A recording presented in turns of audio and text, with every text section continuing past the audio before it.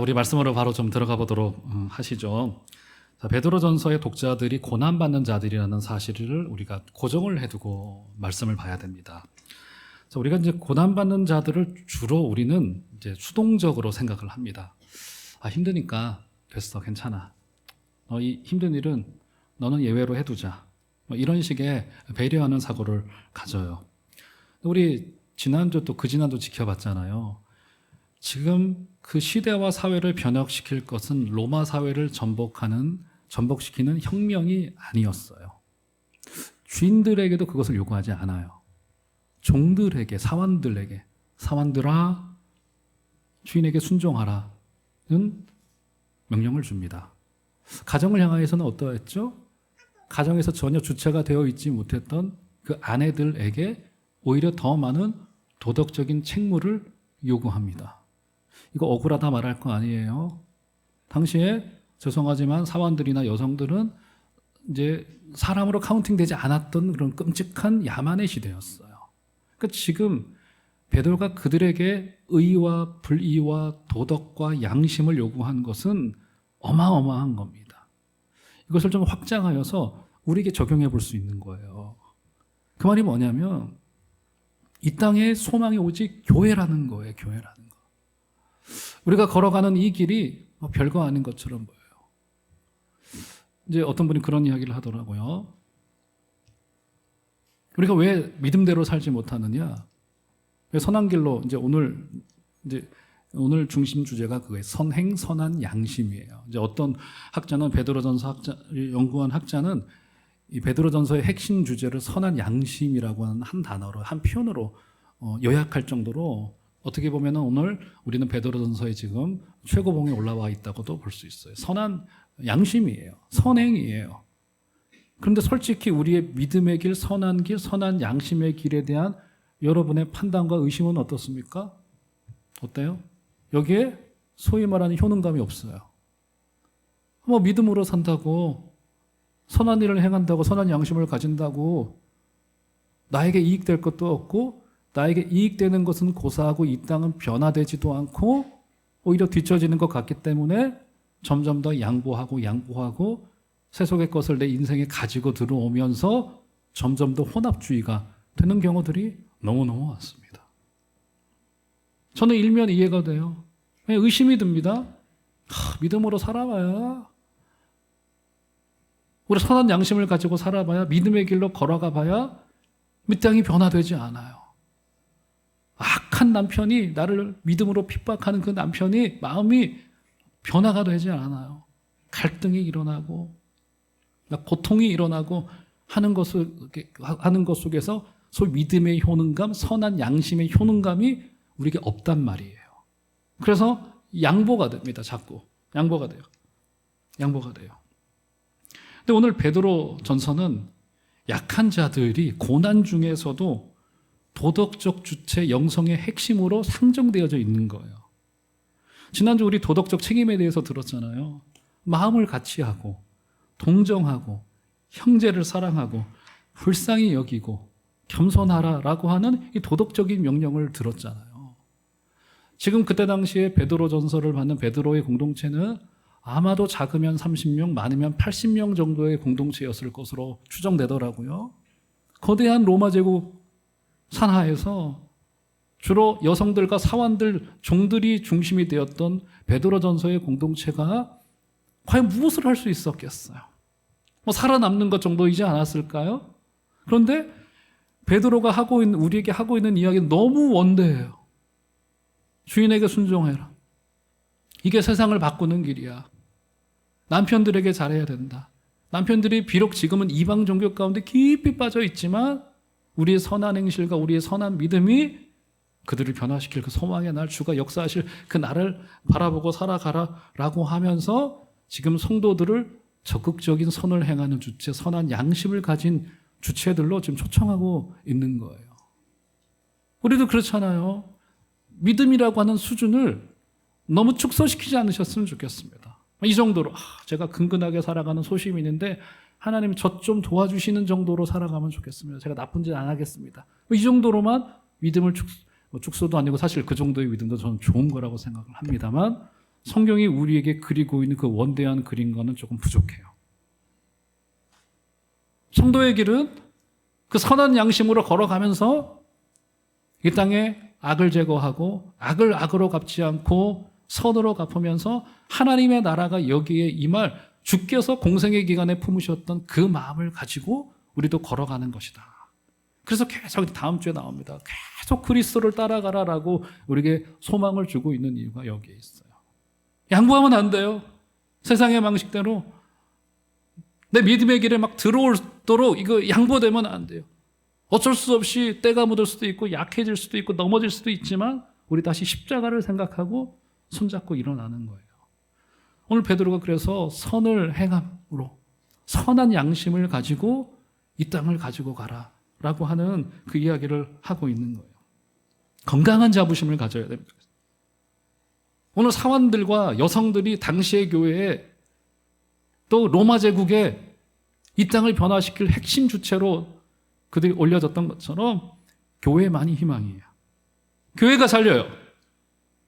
교회 공동체가 또 여러분들의 보이지 않는 한 걸음 한 걸음의 그 소시민적인 발걸음 한 걸음 한 걸음이 바로 거기서 소망이 되어지고 변화시킬 한 걸음이 된다는 거예요.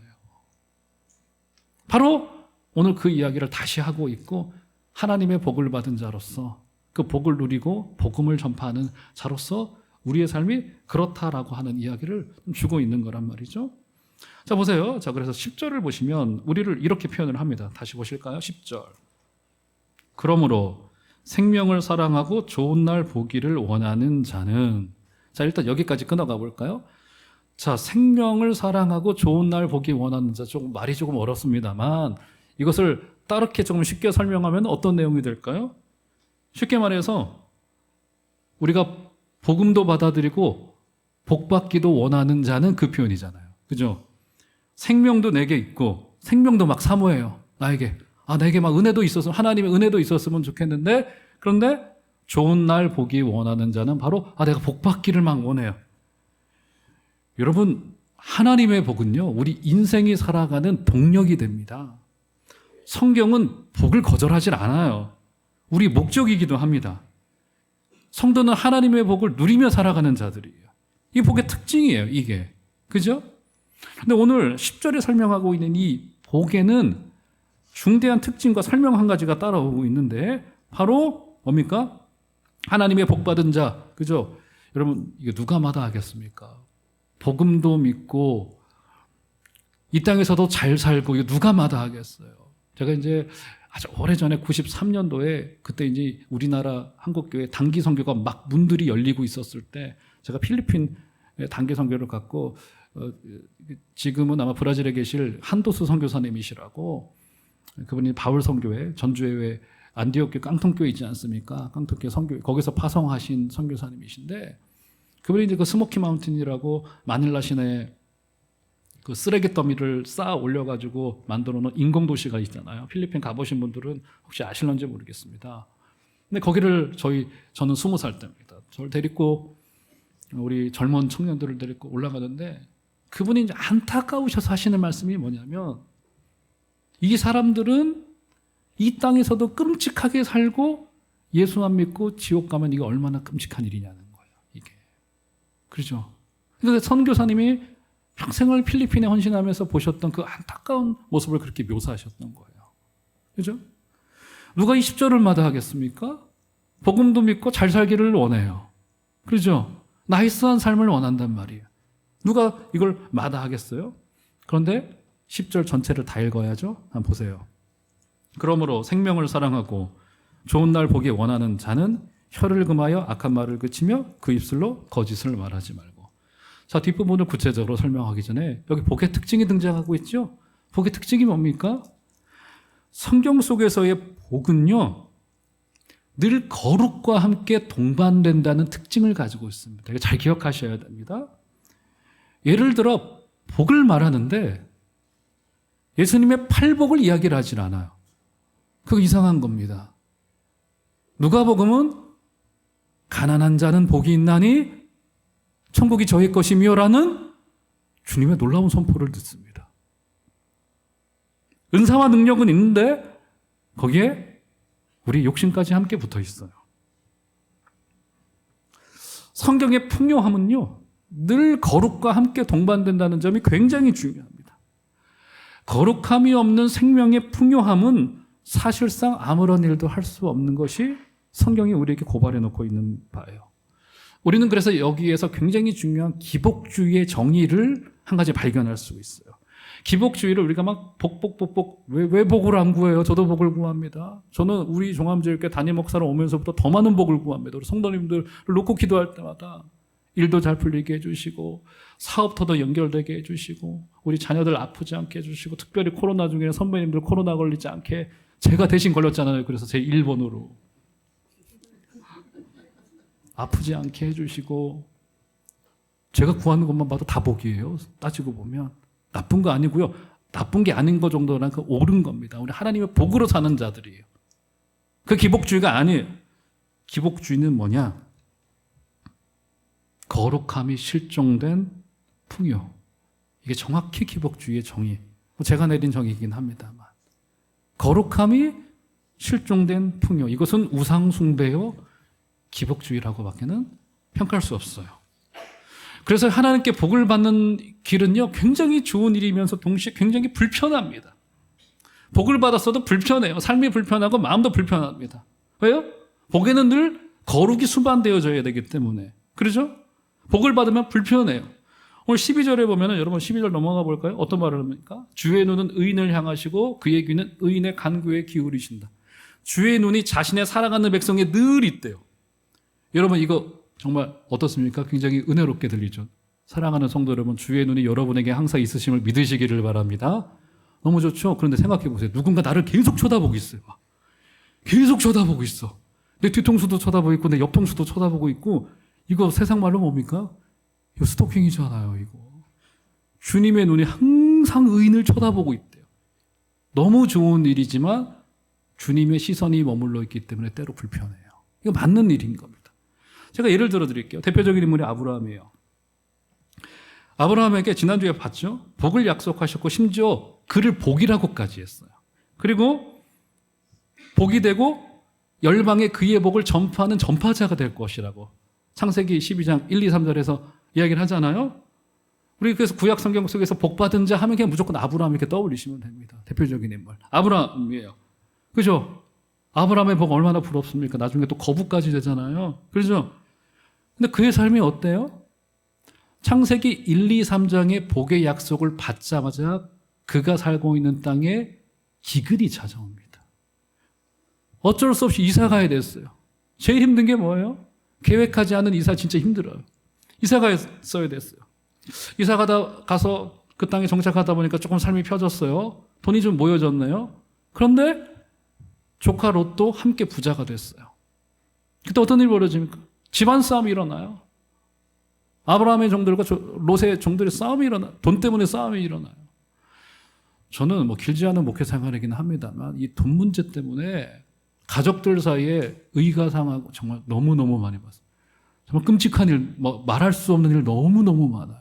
심지어 목사 가정, 제 후배 목사 가정은 이 문제 때문에 고통스러워서 지금 그 문제 때문만은 아니지만 지금 목회를 잠시 멈춤한 후배도 있어요. 제가 늘 가끔 기도해주고 전화통화를 하는데 별별 일이 다 벌어요. 그 마음이 어떻겠습니까? 황폐해진 아브라함의 마음이 어떻겠어요? 그러다가 철없는 롯이 정치에 휘말려서 포로로 끌려간 롯 때문에 어쩔 수 없이 최초의 중동 전쟁이 벌어집니다. 그가 집에서 길른 318명을 데리고 가서 전쟁에 참전해서 그를 데리고 와요. 가정을 한번 살펴볼까요? 어떤 인물이었습니까? 자신의 아내를 2번이나 자신의 아내가 아니라고 해요. 자신의 목숨 때문에. 제 아내 아니에요. 여러분 그 아내의 마음이 어땠겠어요? 그죠? 상상 이상이겠. 남편이 자기 아내가 아니라고 해요. 그리고 하나님의 약속을 믿지 못하고 두 번째 부인 하갈을 얻습니다.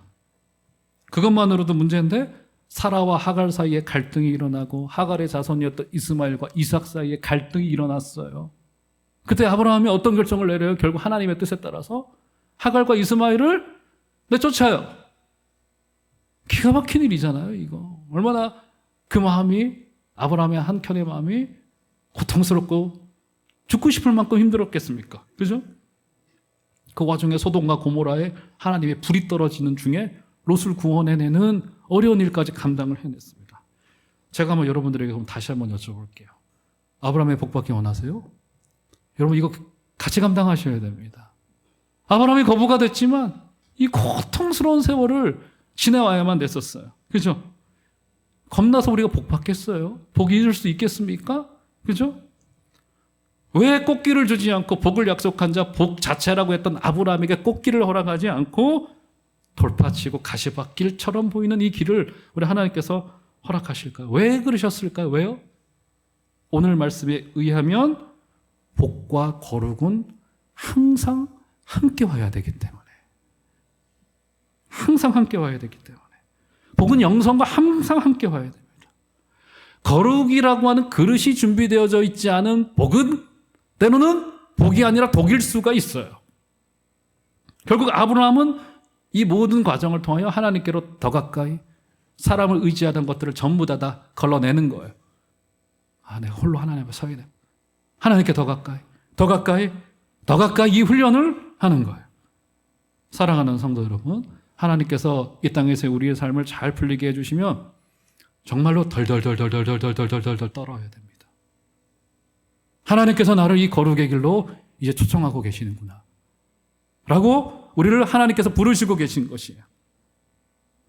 하나님께서 복을 약속하셨고 내가 복을 받고 있는 중이라고 한다라고 한다면 우리 자신을 한번 살피고 내가 얼마나 하나님과 가까이 하고 교제하고 그분의 마음을 닮아가고 그분의 성품을 닮아가고 있는가를 되돌아보시고 다시 하나님 앞에 서는 훈련과 결단을 할 수 있게 되어지시는 여러분들 되시기를 주의 이름으로 축원합니다.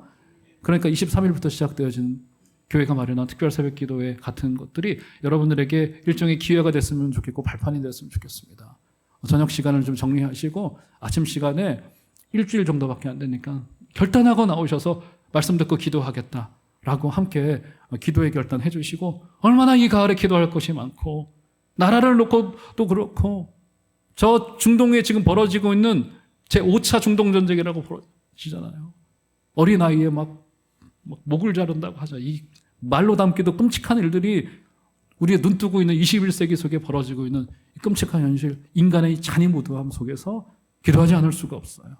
사랑하는 여러분, 아브라함과도 같이 복을 받았다면 우리 거룩으로 초청받을 때 주께 나오신 여러분들 되시기를 주의 이름으로 축원합니다. 구체적인 부탁을 합니다. 그래서 어떻게 거룩을 해야 될 것이냐 볼까요? 먼저 금해야 될 것. 10절 다시 보시면 그러므로 생명을 사랑하고 좋은 날 보기를 원하는 자는 혀를 금하여 악한 말을 그치며 그 입술로 거짓을 말하지 말고. 복받은 자가 거룩으로 들어가기 위해서 거짓말하지 말라고 하는 이야기를 주고 있구나 라고 볼 수 있어요. 자, 도덕책처럼 들린단 말이에요. 초등학교 도덕책 같아요. 당연히 거짓말하지 말아야죠. 그러죠? 자, 여기서 왜 거짓, 또 입술의 거짓에 관한 이야기를 할까요?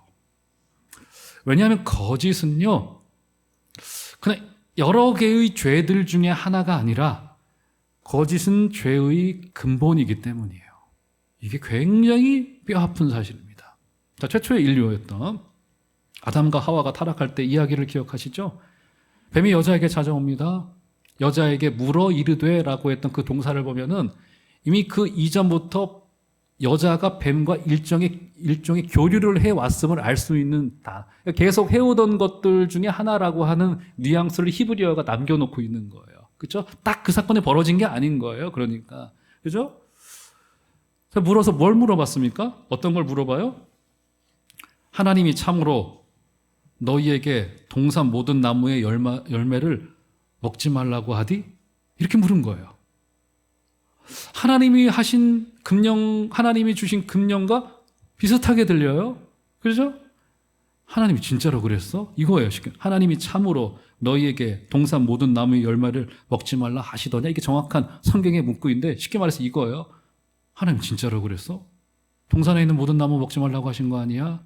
라고 하면서 하나님이 원래 주셨던 금령에서 살짝 비틀었어요. 그죠? 결국 어떻게 했습니까? 하나님을 굉장히 가혹한 분으로 지금 내친 거예요. 그리고 뱀 자신은 굉장히 유연한 존재로 스스로 부각시킨 거예요. 자, 그러자 여자가 대답을 하죠. 여자가 아쉽게도 이 패턴에 넘어갑니다. 어떤 대답을 합니까? 제가 읽어드릴게요. 여자가 뱀에게 말하되 동산 나무의 열매를 우리가 먹을 수 있으나 동산 중앙에 있는 나무의 열매는 하나님의 말씀에 너희는 먹지도 말고 만지지도 말라. 너희가 죽을까 하노라 하셨느니라. 그죠? 지금 여자의 대답도 하나님의 명령과 비슷하게 들립니다. 근데 조금 다르죠? 한 가지를 슬쩍 끼워 넣었어요. 하나님은 만지지 말라 하신 적 없어요. 근데 하나님은 만지지도 말라고 하시는 하나님이시구나. 하나님을 가혹한 분으로 뱀의 패턴과도 같이 하고 말았습니다. 결국 너희가 죽을까 하노라라고 했다고 하면서 하나님의 이 금령의 무게를 축소시켜요. 자, 복받은 자가 왜 거짓을 말하지 않는 자인가? 이것은 바로 우리의 하나님의 말씀을 향한 태도와 연결되어져 있기 때문이에요. 거짓은 죄의 근본이에요. 과장하고 축소하고 첨가하고 살짝 빼고 하는 이 모든 것이 사실은 하나님의 말씀에 대한 우리의 태도와 연결되어져 있기 때문에 잠언도 그렇고 성경 곳곳에서 입술에 관한 이야기를 하는 것은 도덕의 문제가 아니라 우리 영성의 문제라는 겁니다. 사랑하는 성도 여러분, 우리 종합제일교회는 순독 100%의 하나님의 말씀만이 서로에게 전달되기를 부탁을 드리겠고, 그죠? 왜 복받은 자의 입술에 거짓이 없어야만 되냐면 바로 그것은, 그래서 하나님의 말씀을 다른 말로 진리라고 말하잖아요. 이게 중요한 거예요. 하나님의 말씀 진짜라는 거, 이거 사실이라는 겁니다. 이게 중요하다는 거예요. 사랑하는 종합제일교회 교회 여러분, 우리 종합제일교회 진리의 하나님의 말씀이 잘 선포되어지고 우리 모두 하나님의 말씀만이 우리의 입술에 가득하게 되기를 주 이름으로 축원합니다. 그러면서 우리가 행해야 될 것도 말하죠. 11절. 자, 11절. 자, 은혜로운 말씀이니까 한번 다 같이 시작. 악에서 떠나 선을 행하고 화평을 구하며 그것을 따르라. 여기서도 선을 행하라는 말이 등장하는 여러 차례 등장을 합니다. 오늘 말씀에서 선을 행하고 화평을 구하고 따르라고 이야기를 합니다. 이게 복받은 자의 모습이에요. 주님의 말씀이 떠오르죠.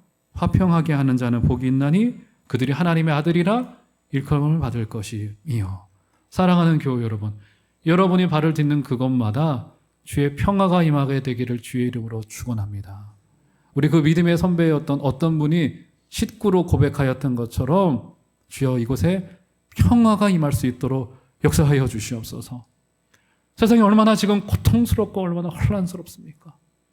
이스라엘도 그렇고 우리 개인의 인생만 돌아보더라도 복잡하고 고통스럽고 엉켜있고 다툼이 있고 경쟁이 있고 또 이것을 당연한 거라고 생각하는 세상 속에 하나님 나라의 가치가 점점 더 퇴색해가는 가운데 살아내고 있어요. 그때 저와 여러분들의 믿음의 발걸음은 그것에 평화를 임하게 하고 화평을 임하게 하는 복의 전파자가 되어져야 될 거예요.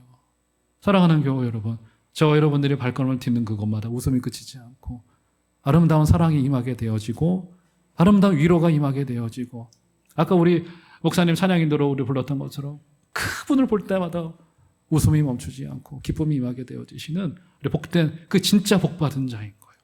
그럼 복이 임하게 되기를 주의 이름으로 축원합니다. 말씀의 결론으로 가보시죠. 자, 이게 어떻습니까, 여러분? 쉽지 않아요. 복받은 자 노릇하기 어려워요. 베드로전서는 이 고난 속에 있는 성도들에게 이런 이야기를 하는 겁니다. 너희들 복받은 자들인데 악을 떠나고 선을 적극적으로 추구하는 거야. 효능감이 없을 수도 있어. 잘 느릴 수 있어. 근데 틀리지 않아. 맞는 길로 가고 있는 거야. 지금 그 이야기를 하고 있는 거야. 베드로전서의 공동체였던 30명 혹은 50명, 80명 정도밖에 되지 않은 이 작은 공동체가 로마 제국이라고 하는 이 거대한 벽 앞에 뭘 할 수 있겠었어요. 그런데 베드로는 그들을 위대한 위상으로 올려놓고 너희들이 변화시킬 존재들이에요. 적극적으로 선을 행하고 선한 양심을 가지고 입술에 거짓을 그치고 아버지의 뜻을 따라가다가 보면은 영광스러운 나라를 만나게 될 거야. 그게 바로 교회라도. 교회가 소망이라고 하는 거야. 베드로전서 1장은 우리에게 산 소망이 있게 하시려고 우리를 부르셨다고까지 이야기를 하는 겁니다. 보세요. 12절 보시면 주의 눈은 의인을 향하시고 그의 귀는 의인의 간구에 기울이시되 주의 얼굴은 악행하는 자들을 대하시느니라.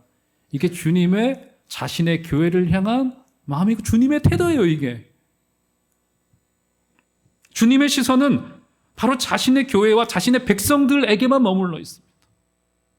자녀를 놓아보신 여러분들도 다 기억하시잖아요. 저기 수백 명의 아이들이 있어도 내 자식은 이상하게 눈에 띄어요.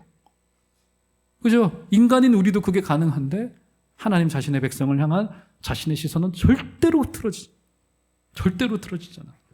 주의 눈은 항상 의인을 향하여 계신다. 그래서 자, 말씀의 결론이 13절. 또 너희가 열심히 선을 행하면 누가 너희를 행하랴. 열심히 선을 행하자. 16절도. 16절은 다 같이 읽겠습니다. 시작. 선한 양심을 가지라. 이는 그리스도 안에 있는 너희의 선행을 욕하는 자들로 그 비방하는 일에 부끄러움을 당하게 하려 함이라. 선을 행하라. 선한 양심을 가지라. 주님이 지켜보고 계시기에. 사랑하는 교우 여러분, 우리 주님께서 우리 성도의 길을 너무나도 잘 알고 계십니다. 제대로 믿으려면 때로 불편하시고 어려우실 수도 있으실 겁니다. 하지만 영광의 길을 가는 과정인 것을 기억하시기를 바랍니다. 믿음에 대해 선한 행위에 대한 보상이 없다고 느껴지실 수도 있을지 모르겠습니다. 선한 양심을 가지고 이 땅을 살아낸다 하더라도 나는 거대한 우주 앞에서 하나의 작은 점에 존재할 뿐이라는 사실 앞에 이 땅이 변화되지 않는다는 그 사실 때문에 여러분의 마음을 굳어지게 내버려 두어서는 안 됩니다. 선한 양심을 가지고 있었던 그 뜨거운 마음, 그게 맞아요. 그걸 양보하면 안 돼요. 세월이 지나면 지날수록 우리의 연수가 늘어나면 늘어갈수록 더 주님과 닮아가고 더 우리의 마음을 낮추고 사랑하는 교우 여러분, 주님의 시선이 머무는 곳에 우리의 시선도 머물 수 있게 되기를 주의 이름으로 축원합니다. 이번 한 주간도 예수로만 충만하십시다. 그분의 은혜로만 충만하셔서 내가 선한 믿음을 가지고 선한 양심을 가지고 걸어가는 그 길 가운데 주가 주시는 위로를 통하여 승리하게 되시는 복된 여러분들 다 되어 주시기를 주의 이름으로 축원합니다.